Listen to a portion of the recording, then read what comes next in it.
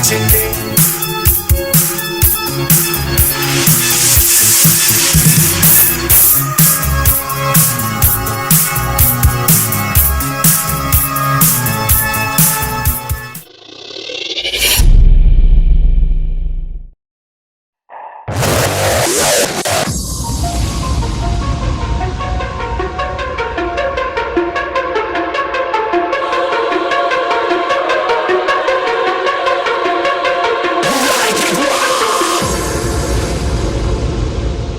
We know better now, don't we?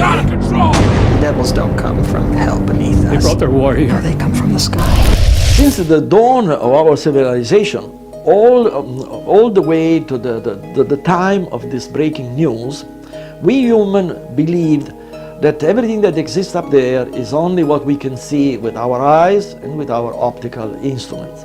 Well, things have changed now, because we have established the existence of entities existing in our terrestrial environment. And these entities are completely invisible to our eyes as well as to our optical instruments, but are fully visible with new instruments, therefore dramatically enlarging our conception of the perceivable universe, with the far-reaching possibility of future development and discoveries that perhaps are beyond our imagination at this time. The revolutionary Santilli telescope is designed to detect antimatter in deep space.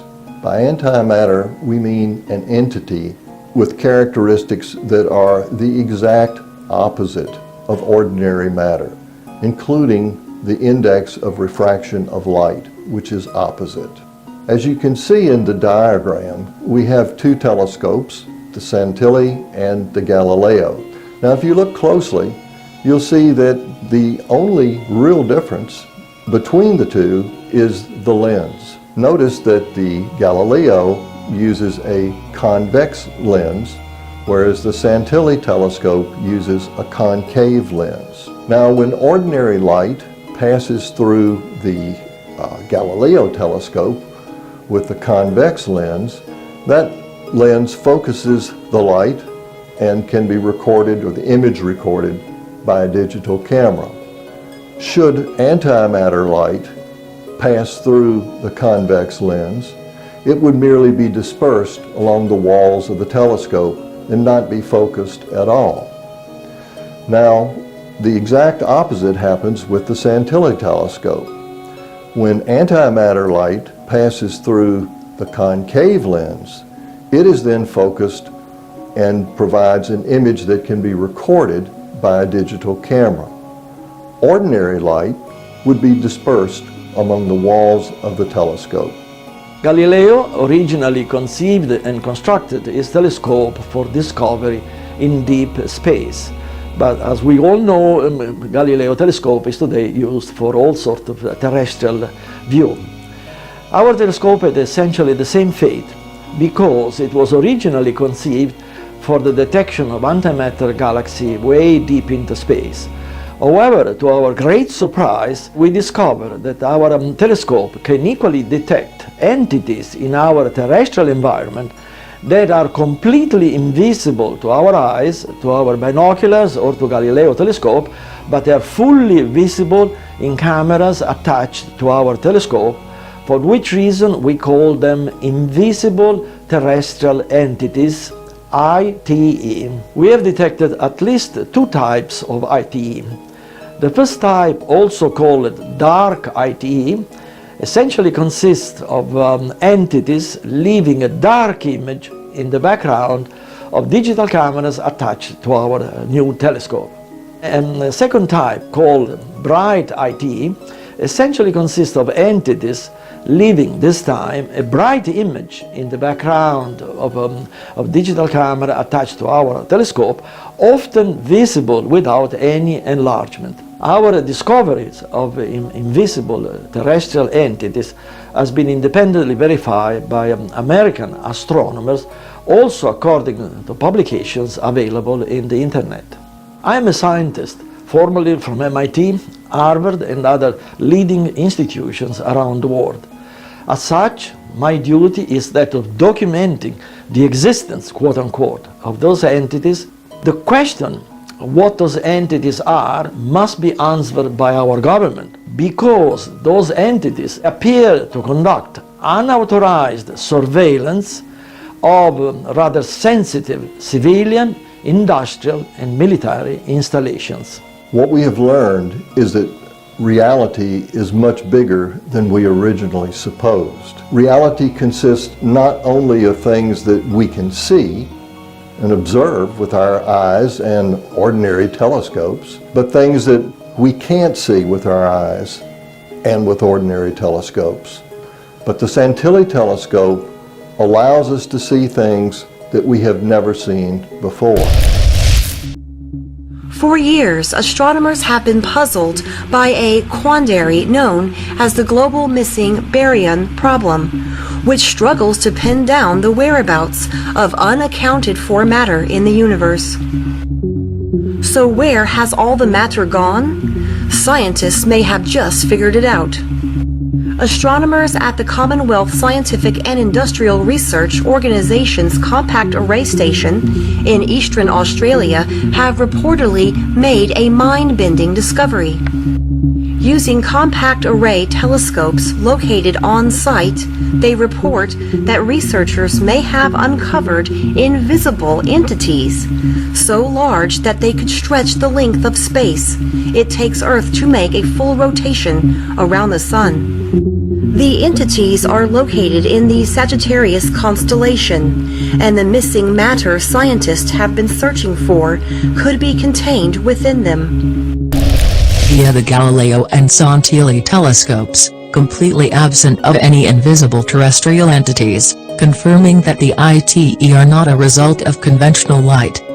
These invisible terrestrial entities are classified as ITE of the first type. ITE-1 are characterized as being dark over a conventional background without residual brightness. Invisible terrestrial entities of the first kind are caused by light with a negative index of refraction, carrying negative energy. The stationary character of these invisible terrestrial entities increased their mystery. One theory is that the ITE are hovering over and around electric power plants to recharge their energy.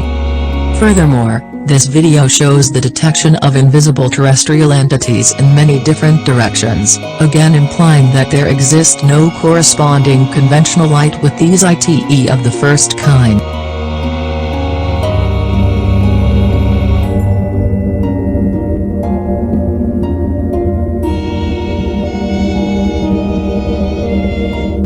In a Thursday press release, CSIRO astronomer Dr. Keith Bannister said the lumps could drastically reshape how we understand how gas exists in our galaxy. They could radically change ideas about this interstellar gas, which is the galaxy's star recycling depot, housing material from old stars that would be refashioned into new ones. Lumps in this gas work like lenses, focusing and defocusing the radio waves, making them appear to strengthen and weaken over a period of days, weeks, or months. Astronomers believe that these invisible space entities exist some 3,000 light-years away, though the shapes of the lumps remain unknown for now. We could be looking at a flat sheet edge-on, said Dr. Cormac Reynolds in the release, or we might be looking down in the barrel of a hollow cylinder like a noodle, or at a spherical shell like a hazelnut. As if that conceptual visual isn't mind-imploding enough, scientists believe the invisible structures are also moving at a speed of 30 miles per second. Digging deeper into the missing baryon problem, the researchers explain that one element of the Big Bang theory suggests that atoms should make up 4% of all matter in the universe. However, after a tally of the matter scientists can see, the amount of matter on paper doesn't add up to 4%. That means the remaining matter can't be seen. That sounds an awful lot like dark matter, said Bannister. This most recent discovery isn't thought to fall into that category. The existence of dark matter is often inferred from how galaxies are able to hold themselves together despite their rotation.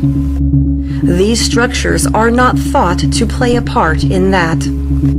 Though much remains to be explained about this discovery, Bannister is hopeful that continued research will advance what scientists understand about these unseeable elements of our solar system.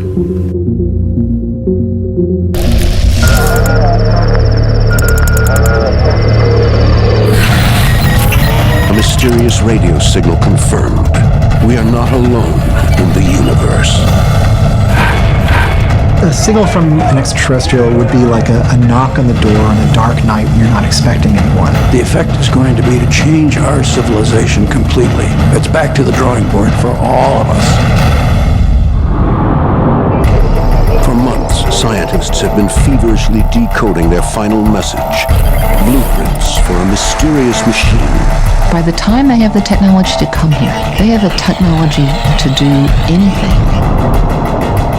Whoever these beings are, they are light years more advanced. But they're not light years away.